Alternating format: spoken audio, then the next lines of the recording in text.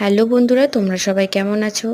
আজ তোমাদের সঙ্গে আর একটা রেসিপি নিয়ে চলে এসেছি, লাউ চিংড়ি। চিংড়ি এখানে আমি ভেজে নিয়েছি, লাউ আর আলু সেদ্ধ করে নিয়েছি।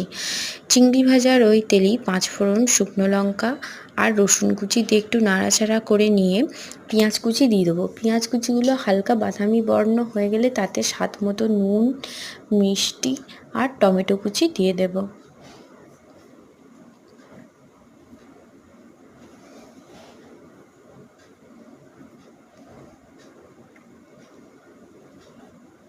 এরপর এক এক করে মশলাগুলো দিয়ে দেবো। আদা জিরে বাটা, হলুদ গুঁড়ো, লঙ্কার গুঁড়ো দিয়ে ভালো করে মশলাটা কষিয়ে নেবো। মশলা কষানো হয়ে গেলে আলু আর সেদ্ধ করে রাখা লাউ দুটো দিয়ে দেবো। দিয়ে ভালো করে ঝোলটা ফুটতে দেবো। ঝোল ফুটে গেলে চিংড়িগুলো দিয়ে আবারও 2-3 মিনিট ফুটিয়ে নেবো। তারপরে নামিয়ে নেবো। তাহলেই রেডি হয়ে যাবে আমাদের লাউ চিংড়ি। তো কেমন লাগলো আমার এই রেসিপিটা অবশ্যই জানিও। তোমরাও একবার বানিয়ে দেখো, অসাধারণ খেতে।